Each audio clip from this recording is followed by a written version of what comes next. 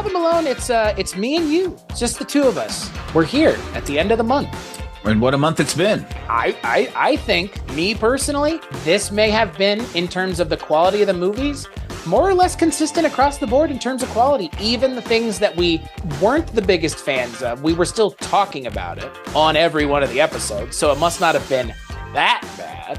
Yeah, I don't think I wouldn't not recommend any of these movies. I would recommend all of these movies. I would almost recommend them in the chronological order that we watched them, just to see this progression. I think putting them into chronological order is key if you don't have any basis in these films or their histories.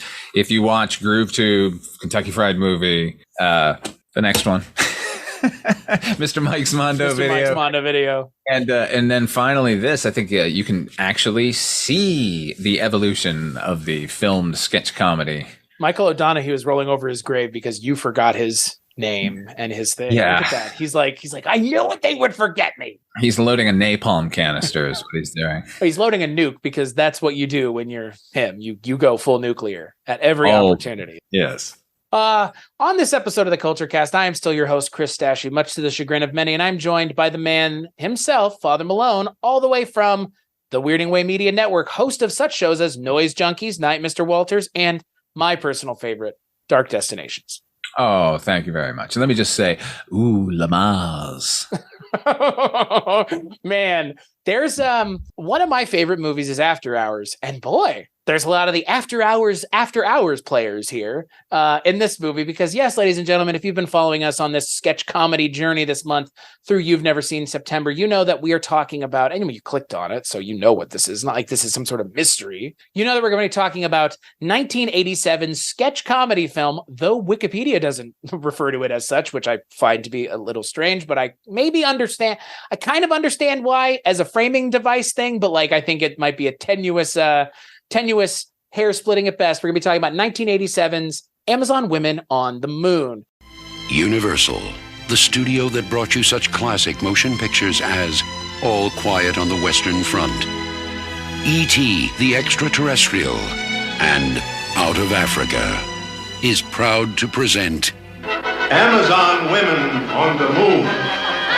Featuring Steve Guttenberg, Rosanna Arquette, Lou Jacoby. Where am I? Pretty scary, huh?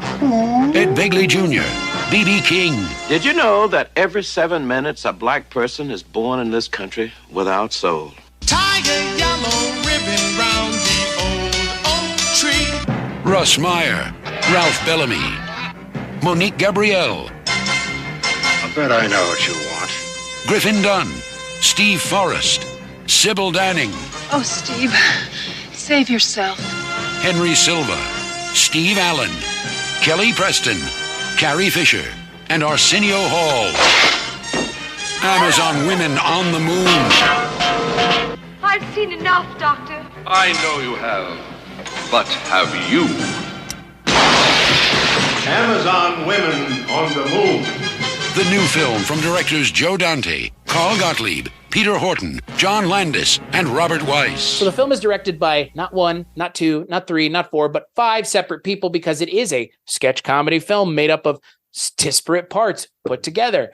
And those directors are Joe Dante, Carl Gottlieb, Peter Horton, John Landis, and Robert K. Weiss. And yes, the movie Amazon Women on the Moon is present in the film, but however, it is once again a sketch comedy film that goes in some interesting directions. It's like flipping through a TV, like all the other things we've been watching this month have attempted to do, with varying degrees of success. So I'm not going to name how many actors are in this movie. This movie stars a lot of actors, as the film likes to remind us in the opening. So, Father Malone, I'm going to kick it to you first. And lastly, for this month, why are we watching Amazon Women on the Moon? And did you see this film in theaters? We're watching this because it is the natural end to the sketch comedy film cycle. There have been several since. They've all been garbage. I think these 4 are pretty much the best you're going to get of the bunch. And this one in particular, I adore. I probably have seen more than the other 3 combined. Yes, as a matter of fact, I saw this in theaters. I saw this at the Cineplex Odeon in downtown Boston at Copley, I think, and made my mother take me to see it because I saw the poster and read the director's list, which included both Joe Dante and John Landis. So my 14-year-old heart was all aflutter.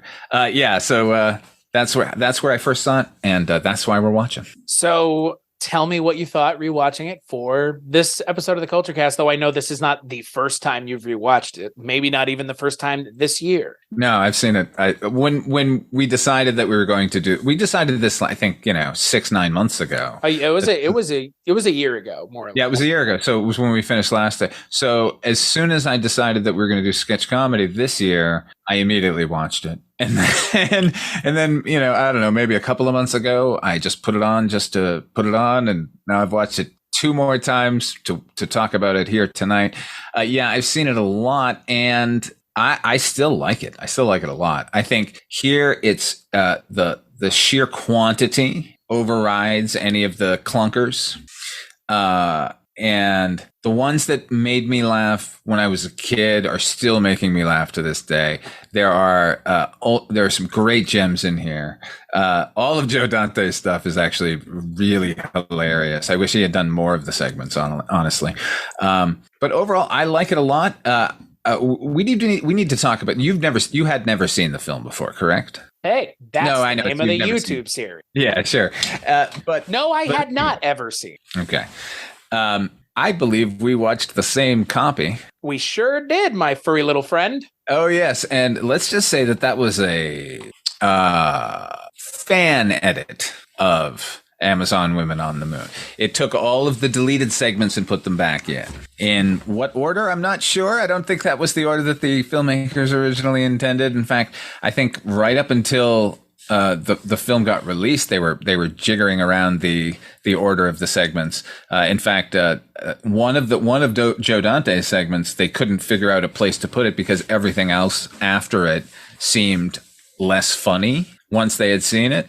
So they ended up putting it sort of a mid-credit sequence so that nothing could have come before, or nothing could come after it. That what we talk about? Oh, that fan edit. It's got, not only does it put back in deleted scenes, but it puts in truncated scenes, like bits from, like the Amazon Women on the Moon is a perfect example.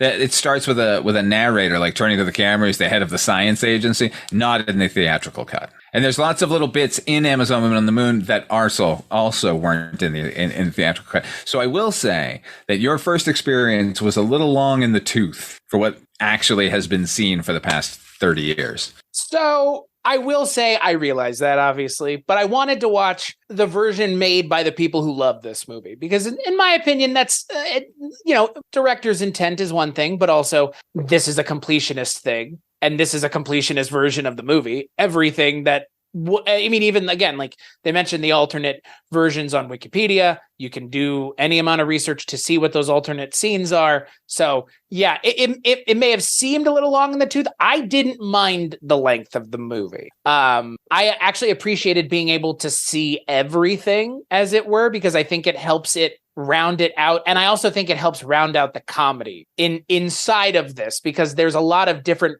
points of comedy and where they're going. This is the most diverse comedically of the things we've seen this month in terms of the direction things go. And so I actually didn't mind how long it was. It felt like it was really like a comprehensive idea made full, including having outtakes at the end. And I will tell you, the Unknown Soldier segment may be my favorite because it is a beyond fucked up joke. And they go all the way to the end with it, and Godspeed. I'm glad they did. Wow. See, now I liked that one in theory, and I loved all of the actors on screen, including Wally Langham there from Chocolate War. Yeah, boy, he's there, isn't he? He sure is. He's great, actually, in it. He is. Yeah, all the performances are fantastic. It's just, it's paced so weirdly. Like this is a segment that goes on too long. Like that's a blackout sketch for you.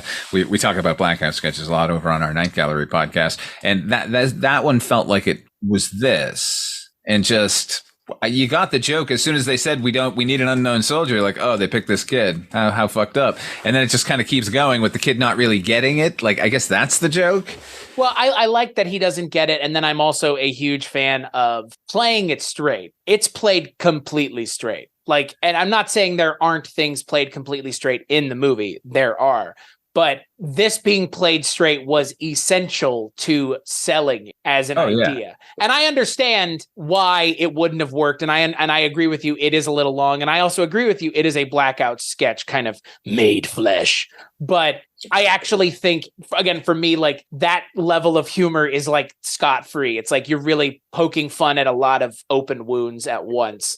And really making, I know why it's not in the movie because it does bring everything down, but I kind of like that. It brings everything down. Like and yes, if it were in the original cut of the movie, it would really feel like a tonal shift, but I'm okay with it. Now, all of that aside, I think this is the best thing we've watched all month in terms of like beat to beat to beat to beat to beat. And I actually hate the fact that we watched this because this is like in a very weird spot for me as like something I really enjoyed the first time and second time and third time I watched it. And now it's like, I can't stop thinking about how many of the jokes worked, how much of it made me laugh, how much of it is so ahead of time. Like the Rosanna Arquette, Steve Guttenberg thing feels weirdly prescient. And like, I don't know, we're obviously going to talk about all of it, but needless to say, this movie has Archie fucking Hahn in it. It has Henny Youngman in it.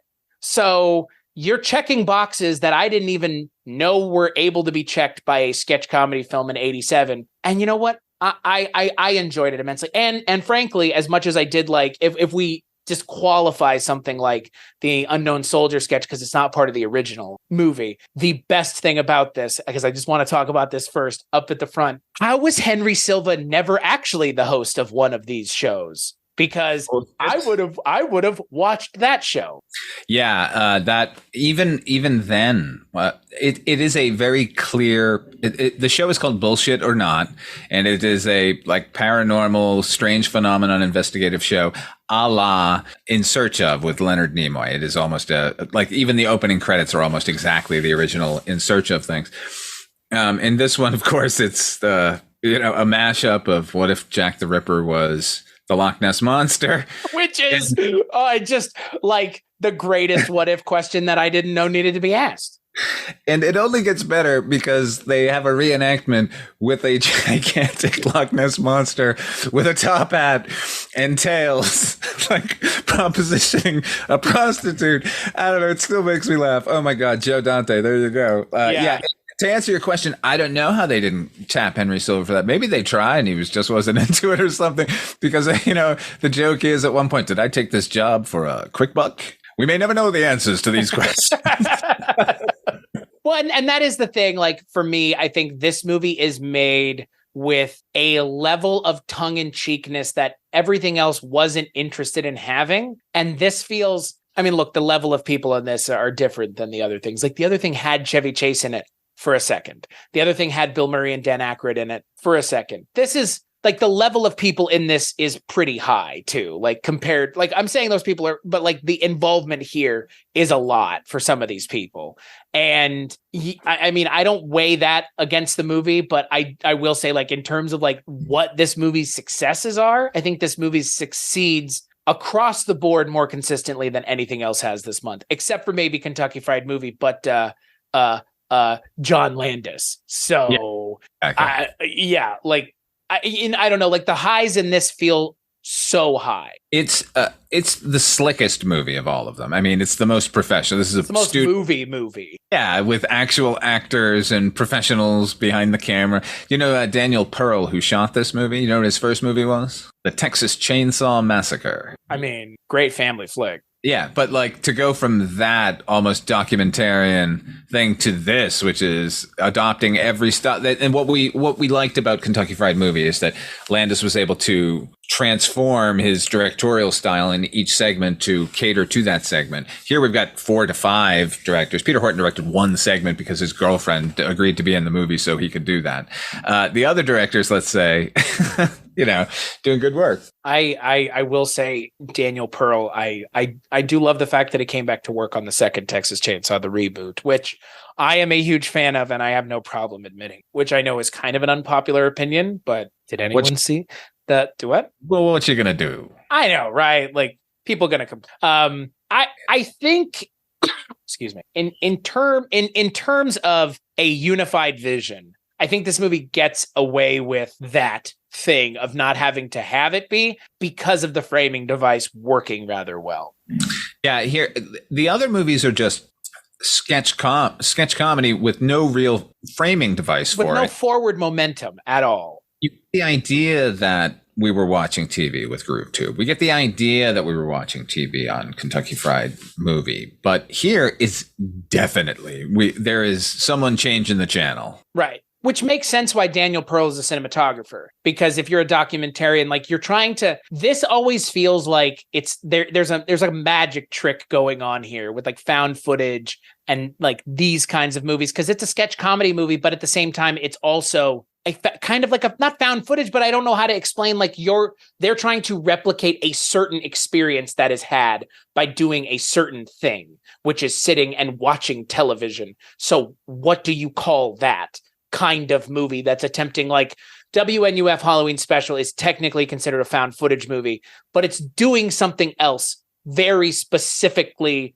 I don't know, stylistic. And this is doing that exact same thing. And like you said, GrooveTube and Kentucky Fried Movie go there, but this goes there that one step further, that 5 to 10% more. And I think it allows me to feel like, okay, yeah, like when you're watching TV, some things do and don't work completely. And so that works here in the grand narrative of what they're doing. And I can kind of give it, I don't know why I would give it more of a pass, but I don't know. It doesn't, unlike GrooveTube, this doesn't linger on its failures as long either.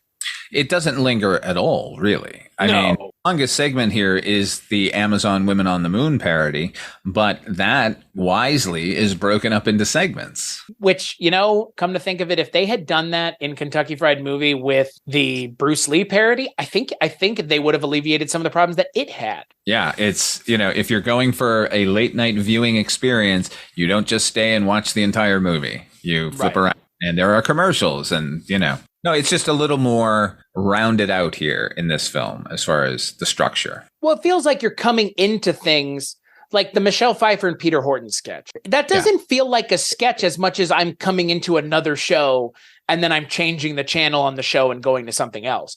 And that is such a weird thing to emulate that it's a sketch comedy, but the constraints are super weird. Like the Unknown Soldier thing is, they definitely started with, wouldn't it be weird if they had to find an unknown soldier? And that's the nugget. It has to be the close kernel of the idea. But where they go with it is setting it in a World War II TV show, or World War I TV show. I'm assuming that's supposed to be World War I, given that they're in a trench, but who the fuck knows? Set in a war TV show. And they emulate the style of the war TV show as well as answering that sketch comedy question. But that's 2 or 3 things you're doing. It's not just like with GrooveTube, a sketch comedy thing. And we're parodying the Yellow Pages thing. Like, okay, but like you're just doing that thing. There are the references and parodies aren't as specific here. I mean, they are in some cases, but they're so funny. And that was the problem we had with GrooveTube. It's like, if you're going to make a joke specifically aimed at something in pop culture at that time, and the joke is that they recognize it, then that joke no longer works 5 years later. Whereas here, it's not as political, the film, and it is made by professionals. And this one was written by 2 writers, Michael Barry and Jim Mulholland, who, unlike every sketch comedy movie we've seen this year, other than Michael O'Donoghue, but I do not count his experiences in television as actual television writing, because he was just doing his own thing and somebody was covering him. Jim Mulholland and Michael Barry were the lead writers on Johnny Carson's Tonight Show from 1982 to like 89 or 87 or something. And then they were on David Letterman for a decade. And they also wrote at like every Academy Awards. And it's like, these are television people writing a parody of late night television. So that in a way elevates it as well. And I think it helps sell what they're going for. that they have such a distinct wrangle on these ideas and such a distinct understanding of how to sell these things in a way that not only, again, you're selling the idea, but you're also selling the comedy behind it. Because a lot of these things are played straight, completely straight. Understand what the joke was in the opening segment. That was just a bad day. We all have a bad day. That one made me laugh a lot as a kid because it's all just silent film kind of. Okay, that's what I thought it was supposed to be. Like I was just like, it's just a Buster Keaton thing. It's just, I guess for me as someone now in 2023, my wrangle on Arsenio Hall is a little, it's, you know what I mean? Like Arsenio Hall is not someone whose popularity and fame necessarily went outside of the late 80s, early 90s. Like Arsenio, I mean, I don't know what he's up to right now, but. Nor do I. And this was the first time I had ever seen Arsenio Hall. If you look in the credits, he's just Arsenio. Right. Well, that's what I mean. Like he was a personality. Like, yeah. And well, he was in very, very funny. I think was Coming to America before or after this movie? This was before. Coming to America is 88. Oh, okay. So there you go, which John Landis directed. So Arsenio Hall and Eddie Murphy. There you go. Arsenio's fame doesn't factor into that sketch. Like it almost works against it now because we only know him as the talk show host who hoots a lot. And, Well, that's what I mean. It's just like I've never seen Coming to America. Oh, okay. Well, yeah, you should see Coming to America. He's really good in that. He's really good in Harlem Nights, Eddie Murphy's directorial debut. Arsenio Hall has one scene in it. He's fucking hilarious. So yeah, that if that segment accomplished anything for me back in the day, it made me an Arsenio Hall fan. So I was well on board for the Arsenio ascent to fame, and then just as willing to no longer engage in Arsenio when it just kind of came to the same thing. Right. Like I appreciate the influences of Chaplin and Keaton, and like I appreciate all of that, obviously. But to me, yeah, like again, it just seemed like, oh, look, it's Arsenio Hall. Like, you know what I mean? Like I like a stunt cast thing, but really it was just supposed to be anonymous guy. Right. That's what it does seem a little stunt casty is what I was getting at. So. But what about Monique Gabrielle? Would you consider that stunt casting? I think that's one of the funnier segments. I do too. It's so passive aggressive in a lot of parts about LA and New York, and I love it. Well, out in LA, I could never walk around like this in New York City. Art is my life. Yeah, the pet house video parody, the just a day in the life of a pet house pet where she's just wandering everywhere naked. Great segment. Yeah. Very uncomfortable watching for the first time when I was 14, sitting next to my mother in a movie theater. Couple of segments. What's weird? There are a couple of moments in this film with that I assumed John Landis directed. This was one of them, and he did not. This is Carl Gottlieb directed this. But of course, this is the 1970s, and up until like 1968, 9, you couldn't even show nudity in film. So, it was a boundary pusher as far as what you had seen in sort of like sketch comedy, because everyone was familiar with sketch comedy. They'd all seen Carol Burnett. Right. But here's some penis. What do you think of that? Right. Big wiener on screen, please. How about Lou Jacoby, though, as one of the great it's the best reoccurring sketch in this entire thing. Absolutely. You can have this character come in and out. It's what's it called? Murray in Videoland. So a guy buys a new remote control for his television, zaps himself inside, and now his wife has control of the remote. She keeps changing the channel, and so he keeps ending up in whatever station she turns it to. So he ends up in King Kong, and he ends up at a baseball game. Incidentally, the announcer in the baseball game, Phil Hartman. I noticed that. I could tell by the voice. So good. So nice to hear his voice. Yeah, he's great in that sequence. And what you said is so true. What ends up happening, because we're watching TV for the rest of the movie, is that occasionally Murray will just wander into the frame. Yeah. Help me. Get me out of here, Selma. Oh, it's the harried old man wandering the TV landscape is, and you leave the movie with it, at least in the fan edit. It's kind of, it takes you out of the movie until the bloopers. So yeah, no, and that's how the movie went anyway. I will say Michelle Pfeiffer. Luminous Michelle Pfeiffer? Maybe didn't need to be. She did, because she needed to get her husband, Peter Horton, a directing gig in this movie. Right. And right. Worked with John Landis on Into the Night. But you know what I mean in terms of like 100% doesn't need to be here. No. Yeah, it's unfortunate because like it's it's Michelle Pfeiffer, and like that's kind of as far as that goes with that. Like it's two straight men. She and Peter Horton are both playing straight men to Griffin Dunne, who is there anyone else actually in the scene? That's my point. Oh my God. He just walks in and is like, hey, everybody, you're just going to pay attention to me now. And we do. And he's, I mean, it's a little bit of mugging. It's a lot of bit of mugging, but I kind of don't care because it is so quick. It's mugging correctly. It's like correct. Tell you we've lost your child. It should be this guy. Right. Oh, that's Mr. Potato Head. What? No, it's not. Hey, their heads are pointy. I promise it'll be fixed in a week. Oh, they look like you could see why I made the mistake. Right. I think for me, look, I kind of mentioned already After Hours and my love of Griffin Dunne, but yeah, he's almost too good. Oh, like, he's great. Yeah. He's too good for the scene. Like, I'm not saying Michelle Pfeiffer and Peter Horton aren't good, but like they are given so little to do and have to be so straight because he is so whacked out that it should have just been two random actors. It didn't have to be Michelle Pfeiffer. It is kind of distracting that it is Michelle Pfeiffer almost. I think, honestly, this one to me was so funny. Griffin Dunne is so funny here that the next couple of segments, I can't even like appreciate all that much.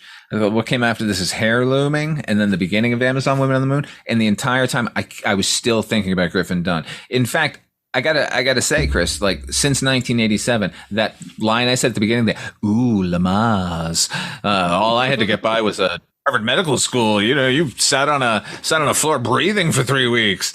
Like, oh, you want to spend some quality time with your son? Those lines are in my head and have been in my head forever. If I hear the word Lamaze, I hear Griffin Dunne immediately go, ooh, Lamaze.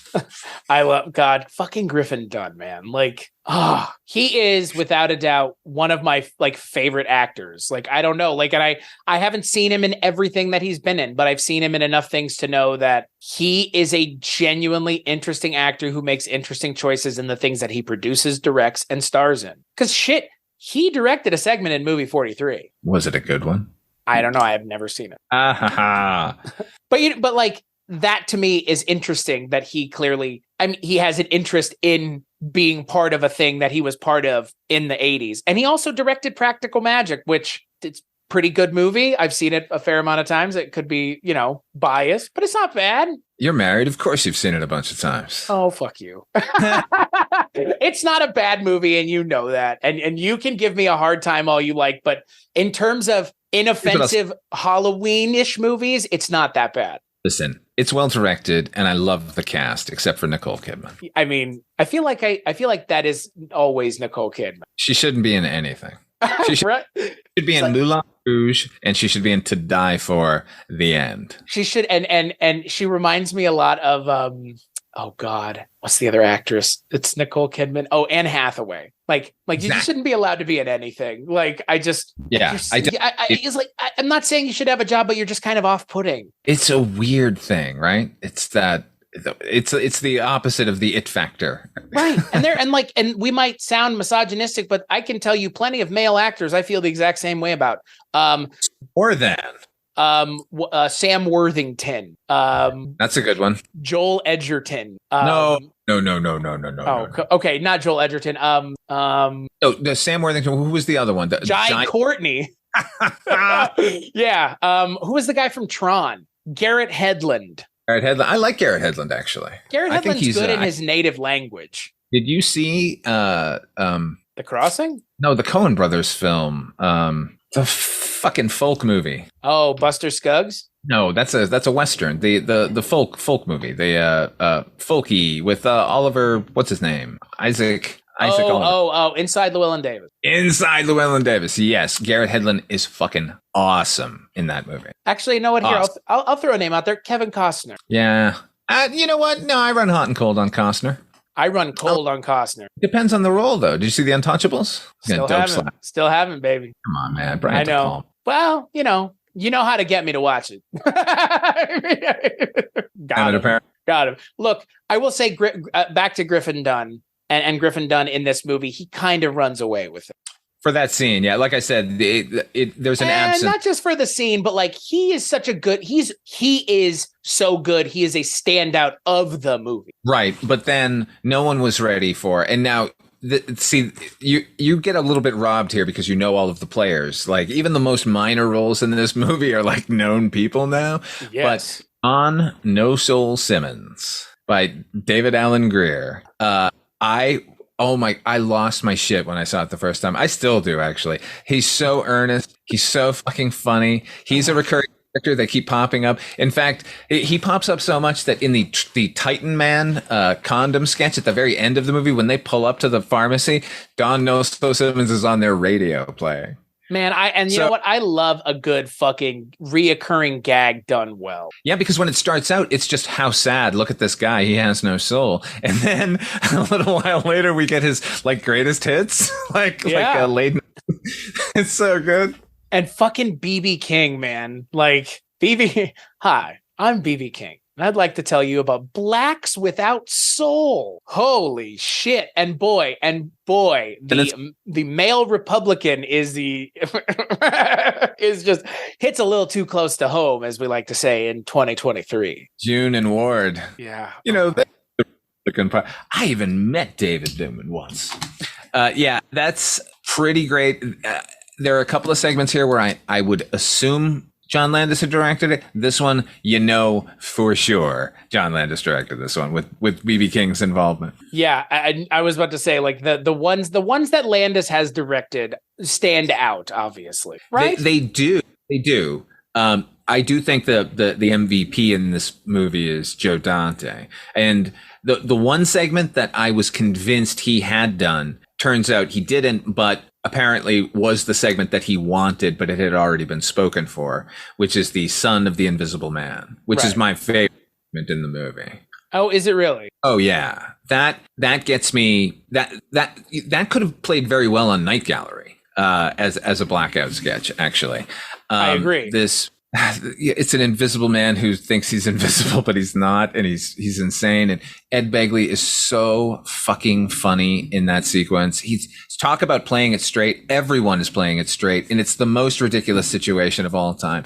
And it's so detailed, like just the here comes the invisible man again, and the general groan in the pub, like not again. Like everyone's playing along with this lunatic. Right. I don't know. Gets me, and it's so well. It's such a good reproduction of the original Universal film. Yes, oh my God, he does everything. He does everything perfect. All of the things that you would want to be done. And it was surprising for me to learn that was not John Landis, because it feels like such a Landis thing. Like Dante, more Dante than Landis. That's what I thought. But I mean, either one of them, like just like being a student of the game. Like if you or I were doing that, I would want to have the original Universal opening. Like you have to go there. You have to, and like the text and the music and the lighting and and it's all there. And and it's neither one of them. It's Carl Gottlieb. Wow. Like that's beyond impressive. Yeah, Carl Gottlieb really turns it out in this film. Like all of his parody stuff is as well observed as any of the other guys here. But you know what's funny is because I think Joe Dante like rises above everyone. But my favorite segment is a Carl Gottlieb. Joe Dante directed Reckless Youth, which ends the movie, which to me is the funniest one of the thing. Not my favorite because I just love Ed Begley being silly for however long. But I think Reckless Youth is deliriously funny. It has the funniest line in the movie. We haven't got any cigarettes. I mean, Paul Bartel. I actually the Reckless Youth segment didn't work for me. Oh. Only because I felt it went a little too long. A little too long. I don't know. Like I don't know. For me, it was just, I don't know. A version that was longer than the one that I've seen. That's fair. There's another, they cut in another whole moment that should have been cut. Maybe just me personally, I'm not interested in seeing a Reefer Madness style parody. That could be it. Like, I don't know. Like, I was just kind of like, okay, like it's Carrie Fisher. Like, I love Paul Bartel. So that was the huge saving grace of that for me, was it's just Paul Bartel being fucking hilarious. The impact of those shock the youth into not doing drugs movies, the JD kind of films. That impact is much less than here in 23 than it was in 1987. Like those are curiosities at best now. Reefer Madness did it so well. It's like, yeah, that's the thing. It's almost like why parody the thing that's basically a parody of itself. But I do think this one is so like perfectly observed, right? Like what you were saying, but like, having Landis or Dante, they are students of cinema, so they're going to get it right. Like the one they keep reusing over and over again in Reckless Youth, and now it's her apartment, now it's the doctor's office, now it's the thing. Like that sort of thing makes me happy. Oh, the other thing that made me very happy is it ended up being a miracle picture. If it's a good picture, it's a miracle. It's a miracle, yeah, which is great. It's from Joe Dante's film Hollywood Boulevard. That was about a movie studio, Miracle Pictures. So nice. It was a nice callback to himself. There's lots of callbacks. There's callbacks to fucking Kentucky Fried Movie in this film. Samuel Bronkowitz is a few times, and he's thanked in the credits. Yeah, but he's the one who signs the Declaration of Independence at the big giveaway. Troubling Evidence, I've heard. When I saw that it was the same guy from Troubling Evidence, I was like, man, what you picked a great person to do this style of thing. The John Ingle just has that voice. Like, I don't know, it works for what he's trying to do. It works wonderfully because it starts out and it's the sort of erudite, refined guy, and then he becomes the crazy Eddie style pitchman, so it's even funnier. Come and get King Tut's tomb and we'll throw in the Declaration of Independence. Like, whoa, everything must go. Yeah, I would say that John Landis for me is the best director of the piece, but I think I will have to go with Joe Dante because Critics Corner and Roast Your Loved One they're the two best pieces of thing in this, like in terms of like actual narrative, because I would say there's a narrative through line between the two. So it's a mini narrative within this piece. I would say it's the best narrative thing here because it does everything perfectly. And it has Archie Hahn and Henny Youngman. That alone. Yeah. Archie Hahn's so funny as the sad sack guy when he's watching the show for the first time. And like the arty crap. Like they review one movie and like he reviews it himself, and then they review something else and he says, "You're an albino. What the hell do you know?" Archie Hahn being given an opportunity to be on screen as the lead of a segment, just like, what universe do we live in? Like, I love it. I don't know. Yeah, Harvey Pitkin. Oh my God, it's such a good segment. It's basically he's watching Siskel and Ebert, and they start reviewing his life, and it causes him to have a heart attack. It's so good. Belinda Belaski there. She's a Joe Dante regular. She was in The Burbs playing Harvey Pitkin's wife. I will say there's a little bit of Ebert and Siskel jabs. Which I appreciate. Like it's again very, very well observed. The interactions between them, like when they would get all into each other and like in total agreement about something. Siskel and Ebert, like getting real close. Yeah, getting close to each other. Like, and holy shit, he even roast the two of them for their feelings on Animal House, Slob House. Yeah, frat slobs, and they actually show a picture from Animal House, which is great. But I mean, as a fan of Henny Youngman and those comedians, like, oh my God, like that entire segment is just insanity made reality. Now, let me once again say, here's where the fan edit falters, because the sequence that they've cut back into the film is Robert Picardo arriving as the paramedics have come to take away Harvey Pitkin's body, and then he convinces the wife that they're going to do a roast, right? Which includes, by the way, the paramedic is Bryan Cranston, who has a credit on the movie and has apparently been vocal about how it's the one credit he would want taken off of his IMDb page because he's not in the movie. Because the scene was never in the movie. Right. Okay. Brian, I've seen it. Yeah. You've seen it now. I've seen it. That sequence is deleted for a reason. Because let me tell you, when you went from Harvey Pitkin falling over and dying to a commercial to his funeral, where it suddenly becomes a roast, that surprise is so much better than everything Picardo and Belaski are doing together in that scene. Yeah. Again, I don't know. I I don't know why you would put it back in unless it's just a completionist thing, because I didn't think it worked very well either, because it would be better to not know where it's going. I mean, they don't say who's doing it, at least. At least they're not like, well, it's going to be Slappy White and Rip Taylor and blah, blah. It's like, at least they don't give up the ghost like that, but they pretty much let you know more or less where the joke is headed. Yeah, here it comes, folks. Here's the setup for the premise. There will be no surprise. And I'm not a huge fan of that. No, but the roast itself is pretty fucking great. And Henny Youngman is terrible. Oh yeah, they're all terrible. Yeah, It's which is the best part. Yeah, including, by the way, Jackie Vernon is up there on that panel. You remember him, Effendi? Right? Oh my God. Laugh. Oh, Effendi. Oh, Effendi. I mean, he's fucking, oh, happy birthday. Yeah, I remember Jackie Vernon because he's the voice of Frosty the fucking Snowman. Yeah, I love Jackie Vernon. I mean, he's funny. He's fucking great. And Henny Youngman is hilarious. Like, he really is so funny. There's a moment where I will say, watch the outtakes where you can hear Joe Dante yelling directions to him. And like, what am I doing? What? Tell a joke. A Jew walks into a psychiatrist's office. It's just like he's bombing, but him bombing is the funniest. I even got Steve Allen there. Like, good on them. They really, everything is, like you said, well observed, which I think is the benefit here. Like, if you have people who understand it and are able to communicate that in a believable way, but still be funny, but convince me that you've seen the thing that you're parodying, I'm on board. So what did you think of Video Pirates? I laughed the whole time because Blackula was the lead captain. Oh my God, he's so good. William Marshall. Yeah. The King of Tunes. Yeah, I love that segment. That made us all deliriously happy in 87 when we were all pirating everything all the time. I loved it. I mean, Pirates Now, baby, Pirates to the End. They've got laser discs. Oh. Those, you can't record on them. Yeah. Oh my God. And hey, who's not a fan of Donald Gibb, huh? Nerds. Here in Las Vegas, and I'm dying to run into him sometime. Ogre. He will yell nerds if you ask him. I mean, wouldn't you? Of course. He's a bear of a man. Yeah, man, he's awesome. Yeah, all of them. Tino Insana is one of the pirates. He's fucking good too. Frank Collison is one of the pirates. Fucking A, man. Like, and I think Landis directed this one as well. If you notice, or did he?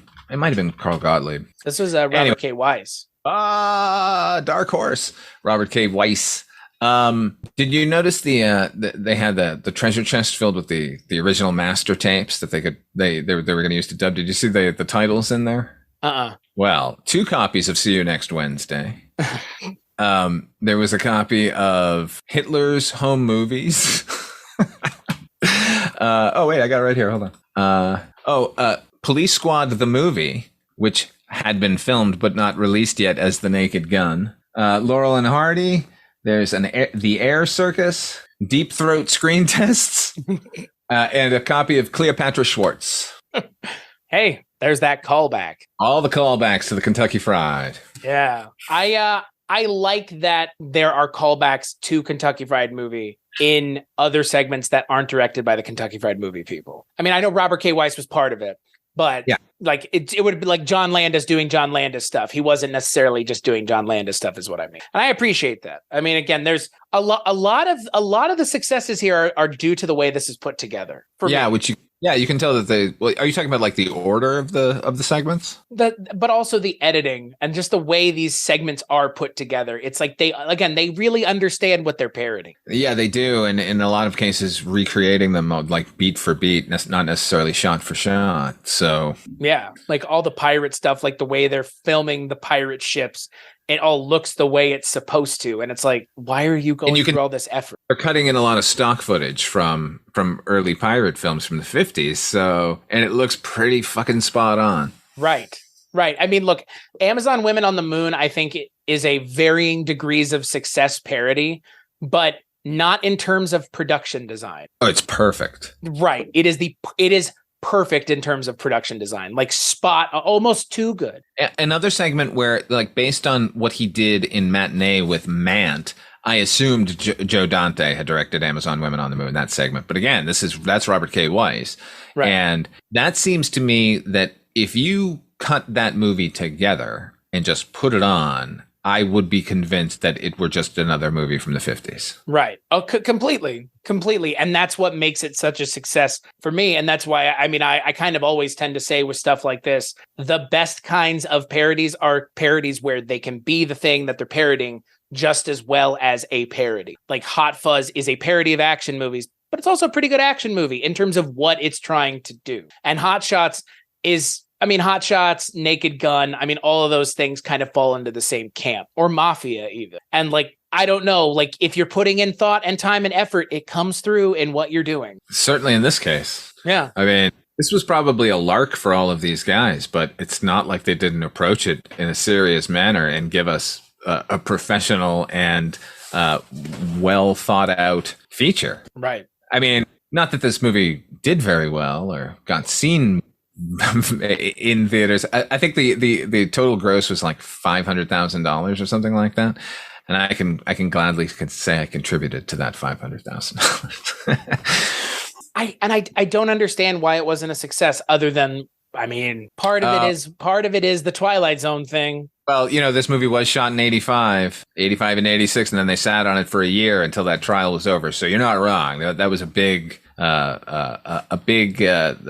detriment, maybe, to getting the movie out when they initially had intended. Which is a shame. Yeah. But, you know, it's not like Landis was persona non grata. Like, he had to film his segments quick on this movie because he was prepping to go shoot The Three Amigos, you know? Right. He just into the night, so. Right. Exactly. Exactly. So it's, I think that's unfortunate that it kind of gets this weird spot of like, well, it kind of wasn't successful, and by kind of it wasn't, but it seems like maybe it was not the movie's fault. I don't know though, like sketch comedy movies are kind of hard to tell though, because I don't know how you feel about this statement, but I feel like I'm making this statement. This might be a hot take. I feel like sketch comedy movies are kind of a bad idea.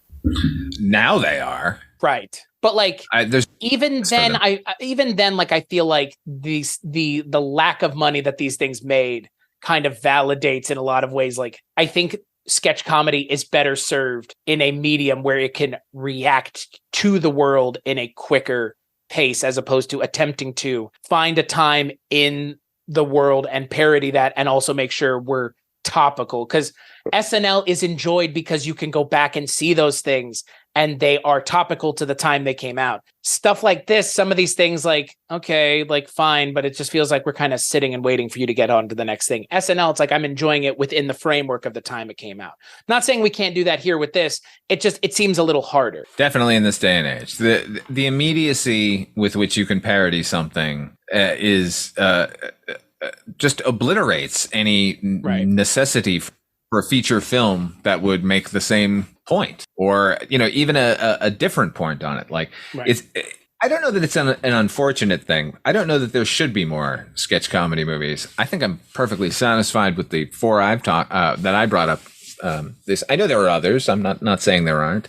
Tunnel Vision's out there, and there are a few others, but I think they've represented a particular time and place when there was nothing like that. And certainly you weren't getting hard-edged, R-rated kind of sketch material, but now you can get that fucking everywhere. You can get it on Saturday Night Live, basically. Right. Well, and that's the thing. It's like the time for this style of movie seems to have passed because, yeah, TikTok, Vine, YouTube, TikTok, short form entertainment is sketch comedy if you can push it that far. And there have been people that have pushed it that far that now have jobs on SNL because of. So, yeah. Which is a weird thing to think about. It's like in a lot of ways, I mean, you know, Second City exists, the Groundlings exist, but now you can mine the bigger pool of the internet. So have at it. But at the same time, it also almost invalidates anything other than legacy things existing as sketch comedies. Because it's like it's so hard to get anybody's attention anymore unless you're SNL. That's true, but there's some good other sketch comedy shows out there. I can't think of any at the moment. Tim Robinson, I think you should leave. That's certainly one that people like. I can understand why you would not like it 100%. But I'm not a fan necessarily. No, I mean, he seems like a perfectly nice guy. I just I don't respond to the humor. What about Eric Andre? A little closer. I can kind of appreciate his just because I don't necessarily love uncomfortable humor, but I can appreciate it. What about Jackass? Oh, I love Jackass. But that's sketch comedy, right? Yeah, I mean, in that they're Because the show is more, I'm not talking the movies. The movies kind of give it up, but the show had a lot of like sketch comedy stuff. Yeah. Like a lot of like man on the street shit and like a lot of like scripted stuff as well. Yeah, like where you, again, pranks, but like something as simple as Chris Pontius dressed like the devil, like out there saying, keep God out of California. Like that's a sketch. Right. It's a sketch unknowing participants, but it is a sketch. If you want to see a really good, it's not current now; it's a couple of years old. But there's a great comedy sketch show from Canada called Baroness von Sketch. That one's really, really good. You could burn through that sometime. Well, I mean, isn't there are plenty of like British sketch comedy shows? The Mighty Boosh. I mean, you know. Oh yeah, I mean anything Matt Berry has essentially been in the UK. Like a lot of his stuff is sketch comedy. That's right. Have you at all? Have we talked about that? Do what? You watched Toast of London at all? His show. This is the second time this has come up today. Is it? Yeah, Maggie the Odd suggested Toast of London to me earlier because we were talking about Matt Berry. Have you seen it? You haven't seen it. You should definitely watch. Oh, okay. The pilot is hilarious. I've watched it like 5 times. Interesting. Yeah, I mean, I love Matt Berry. I mean, I love Matt Berry in What We Do in the Shadows and Garth Marenghi's Dark Place. But I mean, Laszlo is my fucking like spirit animal so hard in that show. And everything about the energy that he has, I love. And I love, I mean, in a show of roles that are massive, that take up the screen, he manages to be the biggest one on screen at any time, which I mean, testament to Matt Berry as an actor. So sketch comedy is around. I just think it's very far off in the distance. You know, I have a pair of underwear with Matt Berry on them. As a normal human. Did you get them on like Temu? I don't know where. I don't know. My girlfriend Amber got them for me. Where are they selling Matt Berry underwear is the question. That's like a question that needs to kind of be answered now. Any random day, I might be walking around with Matt Berry plastered across my ass. You know what? I feel like Matt Berry would approve of that. I hope so. I mean, I'm a big fan. I'm not trying to be disrespectful. I would love to see a sketch comedy thing with more recent actors, and then we have movie 40. Like, you know what I mean? Like I ask for those kinds of things to happen, and then we see those kinds of things happen, and it's a fucking nightmare. I think the problem is it needs to happen organically, you know? Right. Totally. Like, I'm sure Jim Mulholland and Michael Barry wrote that sketch comedy thing out of their frustration from writing sketches for Johnny Carson for years, you know? Right. Totally. So like this, hey, let's all get together and make a movie. Like we're Mickey Rooney and fucking Judy Garland, like movie 43 or whatever. Like, no, it's always a good idea to get a bunch of people together to make something and get different points of view and everything. But like, it has to come from some central source. You need a Ken Shapiro or a John Landis. Yeah. Or a ZAZ or any, I mean, again, like, I don't know, but, you know, we say you need a Ken Shapiro, but Groove 2 was not as successful as it could have been because it was Ken Shapiro in a lot of ways. Or it was only Ken Shapiro, I guess, is a better way. You know that 4-Leaf Clover sketch where he's pounding on Chevy Chase's head? Chevy Chase said that he almost knocked him out there at the end. Ken Shapiro, he said at the start, you can see he's just padding, and then he's going for it. Like, he was not holding back. He never held back. Gotta love it. Gotta love it. Still a good movie. I think all the movies we've watched this month have been pretty good. Like, again, because sketch comedy is just so hard to do anyways. Like, the fact that they work at all is frankly a surprise, but like the fact that they work as well as they do. And each of the movies has a sketch that I think is good enough to warrant watching the entire movie. I mean, you just mentioned one of my favorite parts of the Groove 2, and now I love it even more. Yeah, there you go. Yeah, I agree with that. Every one of these movies has one sketch that I can say you should watch the whole thing. And this one has multiple sketches, actually. Yeah, the Henry Silva one is up there. Everything with Archie Hahn is definitely up there. I really like the Matt Adler, the Titan condoms thing, because that just feels like someone's nightmare made real. Like the nightmare that any one of us would have ever had, buying condoms as teenagers. You won the prize. No, get me. No. Just wanted one. Yeah, that's somebody's horrifying nightmare made reality, and I love it, frankly. The first time I went to buy condoms, that scene was in my head. I believe it. What did you say you needed? Speak up, Sonny. Like, oh God, no. What's great is it's uncomfortable on every level. Like, it's the kind of old man who's talking about his mother because she brought him preserves and she'll call him right now. I was young once. I know what a man like you wants. A licorice stick. These are fresh. Just came in. Like, I have to break this old man's heart. And now I've got to. Oh, great. Now Howard Hessman is here and a giant anthropomorphized condom. Yeah. Also, the giant pecker is good Lord. I will say, I think in terms of like understated and working, like the most understated segment in the entire piece, and the one that maybe I laughed the hardest at while I was watching it, was Peter Pan Theater. Which, like, the joke is so understated until it's not, and then it is again. And I love that it's played so straight. I love how straight it is played. And it's got Jenny Agutter, who I think last time we saw her was like Tales from the Crypt. That's true. Unless you've watched The Avengers recently. She's one of the council in The Avengers. That's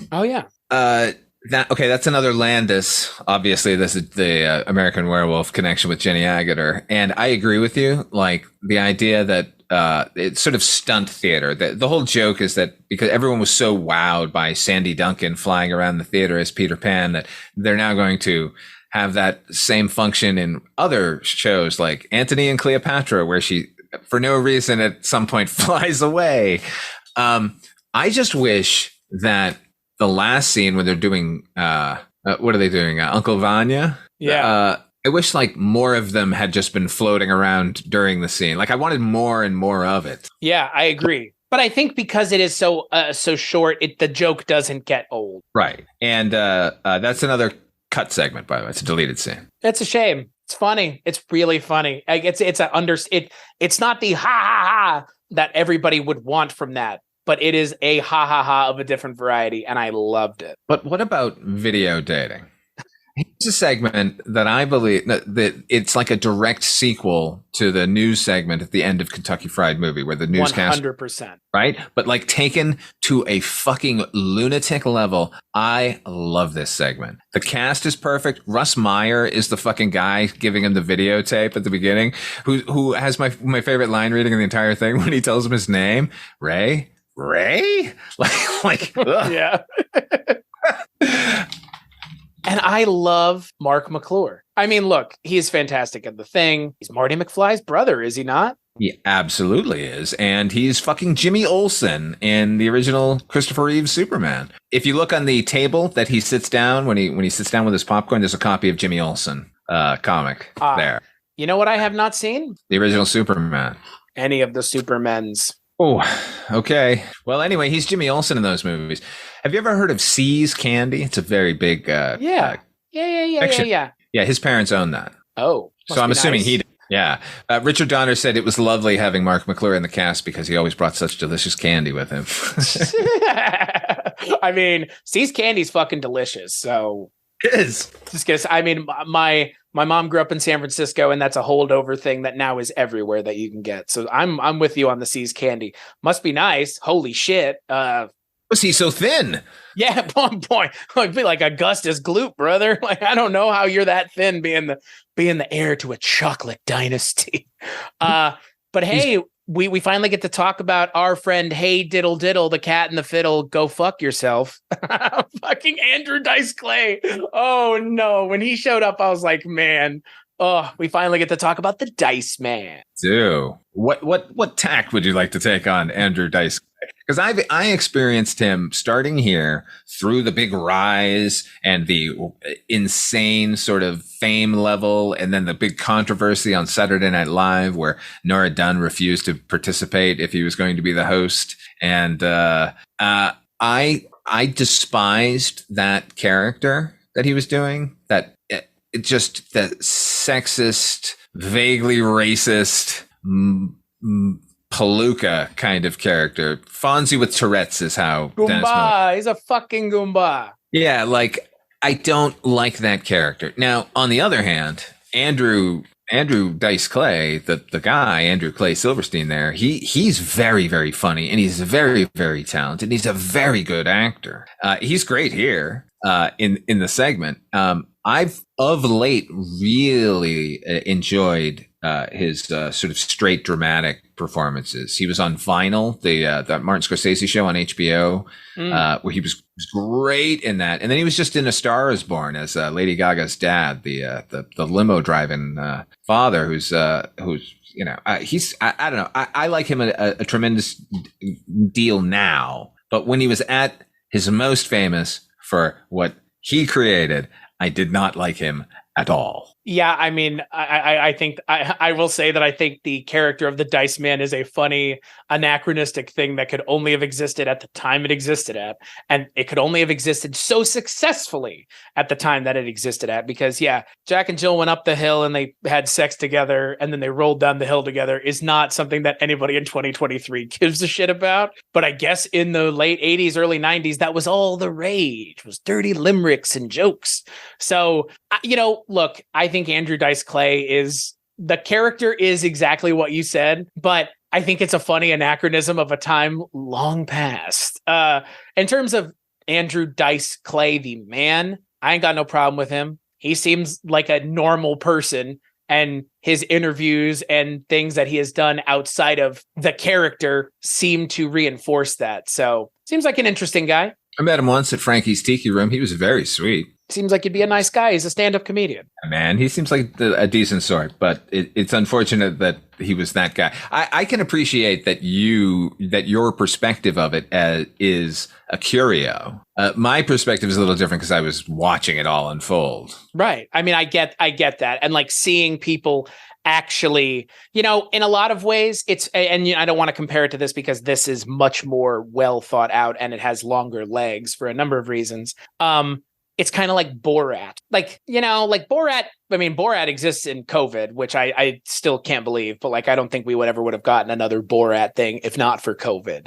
But it's that same level of like, what a weird thing that like everybody was seemingly into like for a while. And now like that would not like a Kazakhstani journalist being weird and racist and saying like, again, like mishearing people saying retired and retarded, like that joke alone does not play for a lot of people now. Like it's still funny because I think what he's going for is funny, but it in of itself is a weird anachronism of a time not long past as much as Andrew Dice Clay, but still has that feeling of like, man, comedy's kind of come a long way in terms of what people are willing to laugh at, which is a shame in and of itself. I don't want to sound like, oh, you can't do funny things anymore, but there are just some things people can't joke about anymore. There just are.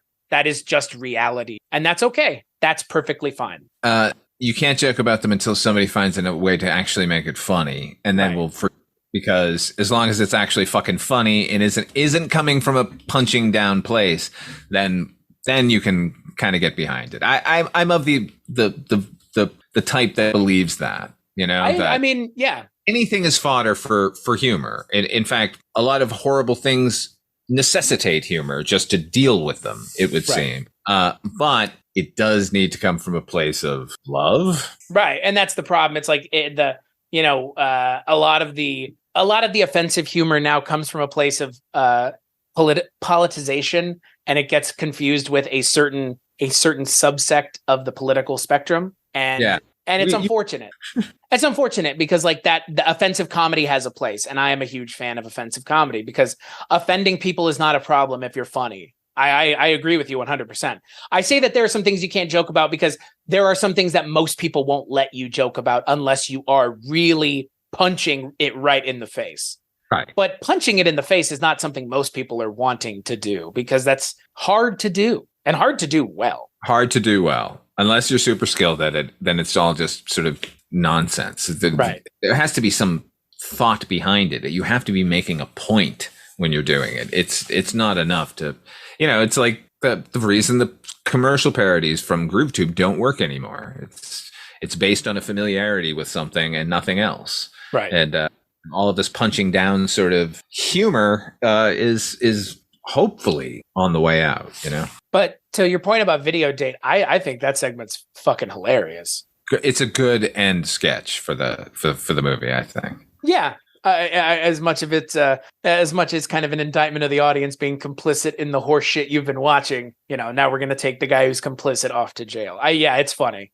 And Mark McClure plays harried perfectly. And now I'd like to mention Corinne Wall, the model in the scene, who's seducing him and then gives him up before she's murdered by Andrew Dice Clay. Grew up in Lynn, Massachusetts, which borders Revere, Massachusetts, which is the town right next to mine. Lynn, city of sin. Anyway, she was married to Ken Wall at the time. Remember him? Me neither. Jesus Christ. He's an actor. He was in a TV series called Wise Guy. It's actually a pretty good actor. I know. I agree. I think it's a good way to leave the audience. It kind of brings it full circle because we've been just watching TV the whole time, and now we get to witness. This might have been the guy who's been watching the TV all night, by the way. Right. This might be our viewer, and now he's gone out to rent a movie, and this is where he ends up. And by the way, I like that there are police on the television and in the room. It's all so surreal and weird. And the cop on the television is reading him his rights as the cops in the room are handcuffing him, taking him away. It's so bizarre. Yeah, I loved it, and I love where they went. I love where they went with it as well, and I love that the mayor from RoboCop 2 is the cop. Yeah, that's right. Yeah, I don't know why he sticks in my mind, but his mayor in RoboCop 2 is just one of the strangest roles. I forgot about that. That whole movie is strange. RoboCop 2 is a weird movie. Thanks, Frank Miller. Yeah, it needs a remake, actually. It needs an exorcism. That movie's look, it has Tom Noonan in it, so. I'm great at that movie. And that Rob Bottin made that torso of Peter Weller at one point. That's he's all busted up. Oh, yeah. It's so realistic and crazy. Those are the two good things about that movie. Yeah. Not the score. The score is terrible. Basil Polidoris turned in his worst score ever for RoboCop 2. RoboCop. I haven't. Yeah, I mean, I've never seen beyond that, so I can't even comment at it if it gets worse. But RoboCop 2 is not great compared to RoboCop 1. But RoboCop 1 is like comparing Ghostbusters 1 to Ghostbusters 2. It's like, this is unfair. It does have one moment that could have been in the first RoboCop, which is they're showing the attempts at making other RoboCops after Murphy, and how deleterious those scenarios ended up being. So they show one guy, he's in the robot suit, and he's just a skull, and he's screaming, and he shoots himself in the head like it's his first move. Yeah. So no, you're right. That should have been in the first movie. that is just as mean spirited as the first film. Yeah. Yeah. I think it's weird to me that the fan edit has silly pate in the credits. Yeah, that's super weird. See, that is what makes me question a fan edit. And I know most of the viewers here are going to be like, what the fuck are these idiots talking about? I've just seen this one movie with none of that shit in it. But silly pate was supposed to go between the picnic review and then the funeral. That's where I always saw it. And it's perfect there because you think you're going to continue on elsewhere, and then you get dragged back to the picnic funeral. And it's such a throwaway thing that why would you put it there? I don't this know. Person ended the film with that segment. That's wrong. They must have really liked it. Yeah, I guess so. Yeah, I think for me, where it ends up kind of hurting it because I was like, where is it? Why did you put it here? Of all the things to put at the end. Yeah, no, we just need Don Noso Simmons, and we need Murray again. Fade out, then Reckless Youth, then we're done. And let's talk about the other segment that was cut, the French ventriloquist dummy. Oh, which I really liked, actually. I was going to say I did not mind it at all either, and I kind of understand why it was cut because it is kind of a one-note joke, but it is still fun. I mean, I guess maybe my sense of humor is not what everybody else wants, and yours isn't either, so that's our fault. Segment features a ventriloquist dummy operated by an American who the dummy is from France, and the ventriloquist dummy only speaks French, so it will only respond to him in French. So he has to get a translator puppet who speaks both French and English to translate the act. I don't know. That's ridiculously off the wall. But then the stinger, of course, is that, they cut to France where the French guy has the American puppet who's just like a goofball American, and they're You're judging him for not being French enough. And it has the craziest voice. Its voice is, I'm glad that we don't hear it very much of that voice, because that voice is insane. Do you know who did that voice? No, I don't know. I'm curious. No, I didn't. I had no idea. I couldn't find the answer to that question. That dummy is horrifying. Do you know who directed that segment? That's Joe Dante. Of course it's Joe Dante. It's Dick Miller, baby. That's true. Dante. That segment should have been in the movie. I'd prefer that segment over the Unknown Soldier sketch, actually. In terms of it syncing up with the fact that it's a Joe Dante thing with Dick Miller, yeah, because Joe Dante, Dick Miller, peanut butter and jelly. And he's not in this other one. Actually, you know what? I think they could have removed First Lady of the Evening, the romance novel parody. Yeah, that's a blackout sketch. And I also think they could have removed Silly Pate. Also a blackout sketch, but it needs to be. And then left in the Unknown Soldier and the ventriloquist dummy. The Unknown Soldier is just, it's such a dark joke. And it's just too long. But there's nothing as dark in the movie as that joke, other than, I guess, Video Date. Yeah, that's pretty bleak. But the Unknown Soldier thing is beyond bleak. And like, again, like the implications and also the idea of like these three upper ups in the military essentially having a guy kill himself to be the Unknown Soldier is like, there's a lot of subtext there that we could get into if you want. But I mean, again, like, I don't know. There's a lot going on there to talk about. And I appreciate that. Kind of like Scot-Free, you know? It's kind of like Scot-Free in a lot of ways for me. Yeah, in that it's challenging us in an official capacity. Right. But we haven't talked about, you mentioned it very briefly at the thing about how prescient it was, but the dating sequence with Rosanna Arquette and, speaking of After Hours, and Steve Guttenberg. Love that sequence. Yeah, in terms of the most topical, I think it's the most topical because Steve Guttenberg is apparently the perfect nice guy in disguise. Is that a thing? Do what? Is that a thing? I mean, you're cutting in and out real bad. Huh. I said, is that a thing? Like, is Steve Guttenberg a real creep in real life? I don't know. I like the idea, like what was that movie, Single White Female, that came out a couple years ago that has Bo Burnham doing a very similar thing, but a lot more nefarious, where it's like a guy who is attempting and outwardly being like very feminist and kind of like, oh, you know, I love these things. I love Meryl Streep. And then it's like all the reality sinks in and he can't like confront it. Like, that's what it felt like. It felt oddly prescient in a way I was not expecting. And again, it works because it's Steve Guttenberg and he's a nice guy, I'm assuming. Yeah, I think it's fantastic. Like, the premise of the sketch is he's picking this girl up for their first date and he's spieling all of the things that girls want to hear, I guess. You know, oh, I love sushi. Oh, I love sushi.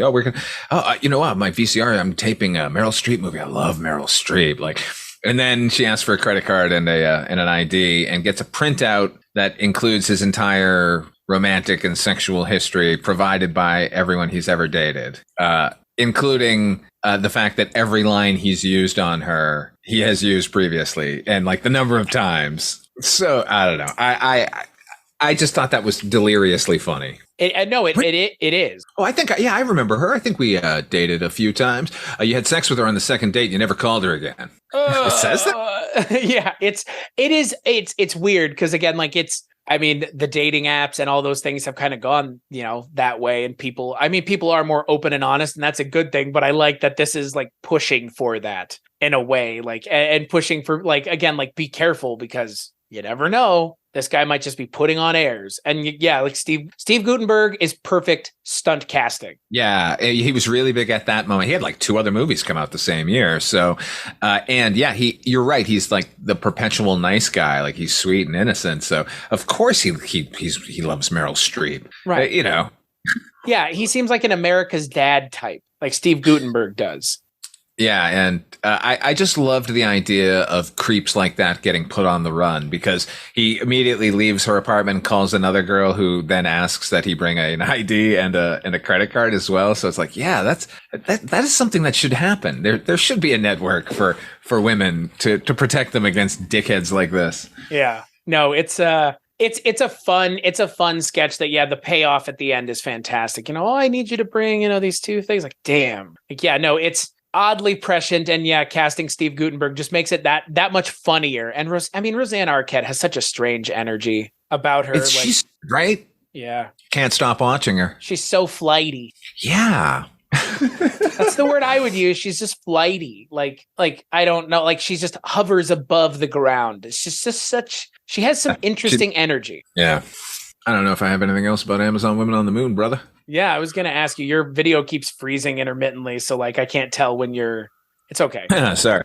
No, it's okay. Don't fucking apologize. I was letting you know. That's why I was like, there have been some longer pauses on my end. Yeah. Well, if you've got nothing else, I've got nothing else. I think we've covered. I actually know.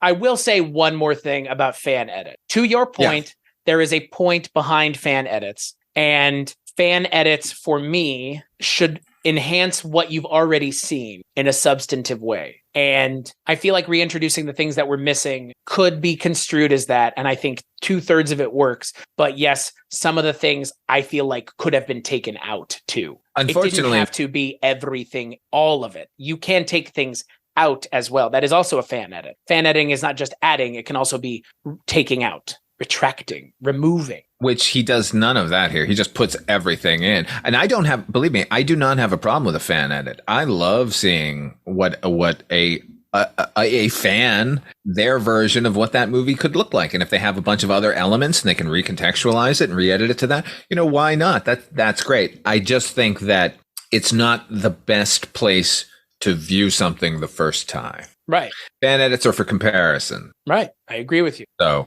that's all. I think you should watch it. I think everyone should see all of this movie. But, you can see all the deleted scenes and everything on YouTube if you're looking for them. Just watch the movie as it is. And I think, like the Spice Divers version of David Lynch's Dune is the one that I watch whenever I watch it, because that's a fan edit that takes the things that need to be there and adds it and takes out the things that don't and rotoscopes the eyes to be blue.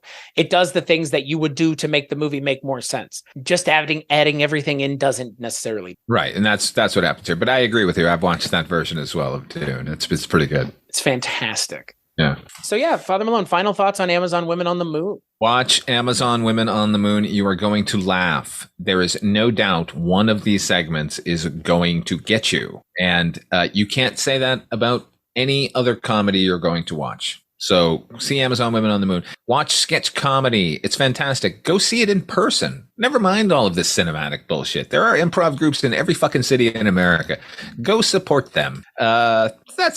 That's what I want to say about Amazon Women on the Moon. Also, like it bears repeating, or it needs repeating, I love Joe Dante and I love John Landis. I'm sorry to see you guys go. Well, have either one of them made anything in a while either? Like the last thing Landis did that I can remember was Burke and Hare with Simon Pegg and Andy Serkis. Simon Pegg and Andy Serkis, which I kind of liked actually. It was if you're into Landis's level of humor, then that was pretty good. Joe Dante, what was the last thing he did? Nightmare Cinema. I think he did a segment of Nightmare Cinema. It's a horror anthology years ago. So they're still working. I know Dante does a lot of television. I can't tell you what Landis has been up to of late. Doesn't matter. They don't need to prove anything to anybody. Right, exactly. And, I agree. I think, I would advise watching everything this month, but definitely for me, I have enjoyed this the most of everything because I think it hits all of the right notes the right amount of times. So, look, Scott Free, I think, is the funniest thing I saw this month, but Amazon Women on the Moon really is just, there's a lot of fun to be had. And there's a lot of interesting things that John Landis and crew, Joe Dante, Carl Gottlieb, Robert K. Weiss, all of them do interesting things to justify doing the things that they've done. And everything works for the most part. Even the things that don't work still more or less work. Like even the things that don't work still work rather good, maybe not well, but good enough. So on that note, we'll take a break and we'll play a preview for the first Culture Cast of Horrortober.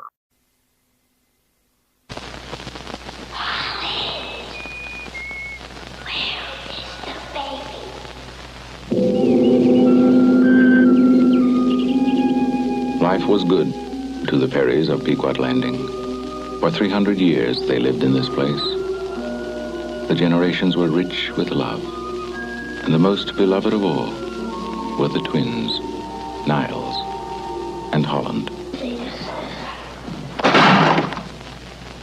That that summer they shared a secret life. In the apple cellar. In the nursery.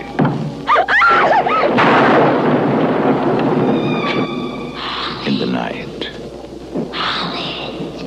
Where is the baby? I'm getting scared, Holland.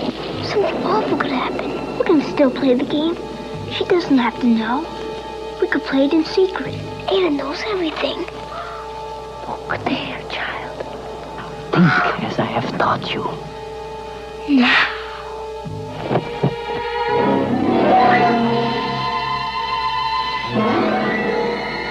Imagine, Toshka, all your being. Mouse, what is it? For the fairies of New England, terrible things began to happen that summer.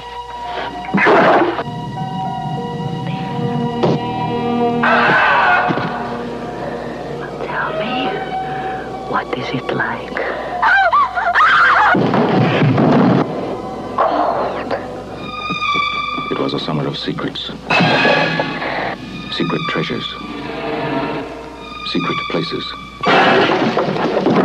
Come on, little brother. But the most frightening secret of all is yet to come.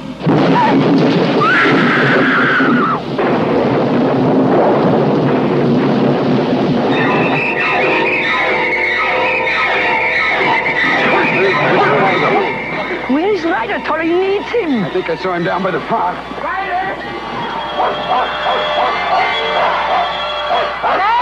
Thomas Tryon, author of the best-selling novel, and Robert Mulligan, director of The Summer of 42, present a chilling new concept of terror and madness. Oh, my God, my George, God. what is it? George, what is it? What happened? George, what is it? What happened? Oh, my God. There have been all the others. Now there is the other. Where is the baby?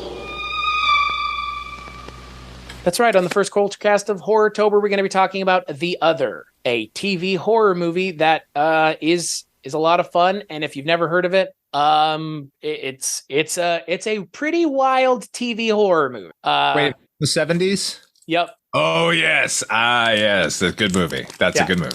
Yeah, it's just if you've never heard of it, don't go looking it up, at least unless you're going to try and watch it. It's best left not knowing anything about it before you go and watch it. And I will be joined. Go ahead. Search for the title only. Yeah, exactly. And I will be joined by my good friend Adam Long of his own podcast now. He has his own podcast where you can listen to him talking to directors and people in the industry. So we'll be doing that to kick off Horrortober. Until then, Father Malone, where can people find you? Find me at fathermalone.com for my individual cuckoo bullshit. And find me podcast-wise at weirdingwaymedia.com. Chris mentioned a whole bunch of them. Noise Junkies and Midnight Viewing, the Night Gallery podcast, and our Taxi podcast that I do with HP. That is Night Mr. Walters. You can find all that shit over there. Same with me. weirdingwaymedia.com is where you can find all the things that I work on and a whole lot more. So yeah, weirdingwaymedia.com. As for this show, culturecast.com, patreon.com, 10, 20, and 50 are the levels that you can get in at if you're interested in supporting the show financially. But like, rate, and review the show wherever you get it, which is more than likely iTunes. Father Malone, thank you so much for joining me this month and programming the month and knocking it out of the park as always, my friend. Well, it was entirely my pleasure. I really appreciated the opportunity to watch these movies again, guilt-free. I like that, guilt-free. Perfect. And as always, we'll catch you on the next episode.